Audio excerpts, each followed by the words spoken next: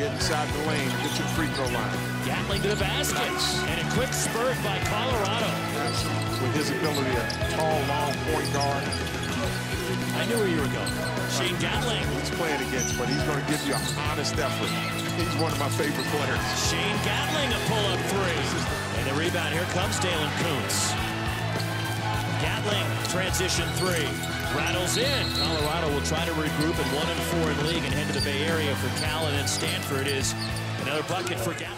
Now there's one of the three-pointers by Shane Gatling, who had a career-high 21 points in the Buffs' 9-point loss on the road against Utah last weekend in Salt Lake City. Hi, everybody. Welcome into the Buffalo Stampede. Voice of the Buffs, Mark Johnson, head coach Tad Boyle. That was a, shall we say, interesting game. A tale of two halves in that ball game, would you say? Tale of two halves. Yeah. And it's, it's one of those where I hope the people watching saw the score and didn't see the game. Because the first 25 minutes were ugly, and we actually got, first 5 minutes weren't bad, but we had a stretch there in the first half where we just really, we had 10 possessions in a row where we had bad shots or turnovers that led to baskets, and then dug ourselves a deep hole. But to our guys' credit, they fought back. You saw the three by Shane, and he did have a career high. Deshaun Schwartz started to kind of get a feel for. Tyler Bay had a tough game by his standards. We didn't get him enough touches down low, but some positive things in the second half in terms of our fight and coming back, but. It was too little too late, and our guys know that. And but we have to build on the positive, and we have to learn from the negatives. And that's not the first time that happened, Mark. Going back to the New Mexico game, sure, where everybody was happy because we came back and won. It was still the tale of two halves, like you said. But this one was we dug ourselves too deep a hole. Buffaloes were down by as many as 26 in the first half, down by 22 at halftime, as many as 28, by the way, early in the second half. Take us into the locker room. Well, how do you approach that? Because the obvious is the obvious. You're down by 22. So how do you approach that with the team? Yeah, well, at halftime, it's just it's like, guys, we got nothing to lose. Like, just go play, yeah, and have some pride and understand what we're trying to represent here. And again, to our guys' credit, in the second half, they did that. We came out early in the second half and traded baskets with them, but finally we started getting stops, and we actually cut it to 8, believe it or not. Obviously only lost by 9, but again, it was just not a from the get-go. I said this after the game, that we obviously did not start the way we needed to start, and but we have that long scoring drought, and you add that to miscues defensively, and it's a recipe for disaster. How about Shane Gatling? Mentioned he had a career-high 21 points. We're going to hear from him momentarily. He's coming along a little bit. He is coming along. I think both Shane and Deshaun, there's some really, we lost McKinley after, midway through the Washington game. We're down 12. Both those kids really grew up that game. I thought in the second half against Utah grew up. So both Shane's, when he's open, we want him to shoot the ball. He can really do that. He and Deshaun, I think, are two of the bright spots. And Dalen Kuntz, I would have had him in the sure, mix too. They're really coming along here, and we've got to take growth from those guys when we can get it. Well, speaking of Shane Gatling, again, a career-high 21 in the loss to Utah. We caught up with the junior college transfer.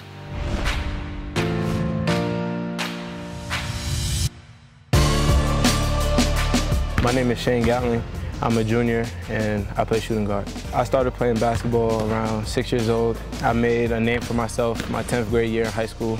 Out of high school, I went to Niagara University, and then I transferred out, went to junior college in Iowa to Indian Hills Community College, and now I'm here at Colorado University. Colorado felt like a great spot for me. The coaches came and watched me play some of my games in junior college. I met with Coach Boyle at my school in Iowa, and they seemed really interested in me, so I thought it was the perfect spot for me to come here.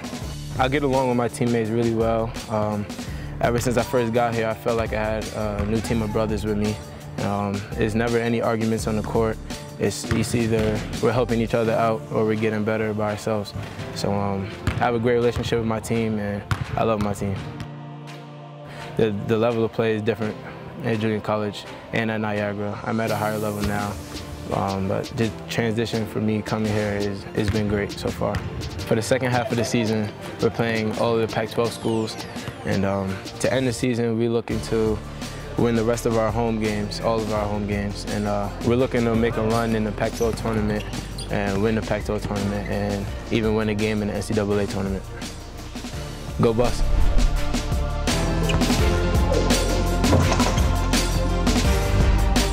Shane Gatling, the junior from Baldwin, New York, coming up that game high 21 as the Buffaloes are now on the road. They're in Cal on Thursday night and then Stanford and Palo Alto on Saturday. Frequently, Tad at practice has a thought for the day. And before you guys took off for the trip, the thought for the day was put up or shut up, right? Put up or shut up. It's that time. It's that time in our schedule. It's that time based on what we've gone through the last 8 games. It's time for us to quit talking about what we need to do, and we got to go out and do it. And this is an opportune time. You got 2 what I would call wounded dogs, you know, on the side of the road that are going to be getting after each other on Thursday night. You know, Cal's had some struggles. We've had some struggles here early, and we knew going into this season that we had 5 of our first 7 on the road, and these are, you know, well, we have 5 of our last 7 at home. So we really need this road trip.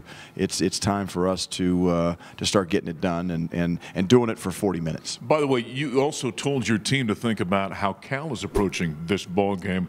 They're saying to themselves at 0-6, hey, 1-4 Colorado's coming to town. This is our chance. Absolutely, they are. And you know, I remember, go back, Mark, to when I got here at Colorado, a lot of times we could sneak up on people because we hadn't earned that respect in the Big 12 back then, and then as we came into Pac-12, hadn't earned any respect. So you kind of snuck up on people, and when you're 1-4 and you're going on the road, you know, we might have a chance to sneak up on Cal, but they also know that they've been struggling too. So we can't count on that part. We have to approach this how we need to approach it, which is businesslike and with a little bit of chip on our shoulder. And lastly, McKinley Wright missed the last game and a half. You feel good about potentially seeing him this week? I do feel good. Yeah, he's been practicing, and you know, he's got the brace on the shoulder. It's given him, so I think every day he gets a little bit more comfortable and confident with it. And you know, we know what McKinley brings to this team, and we miss it. We need it back, and I think that'll be a shot in the arm, hopefully, that we need. But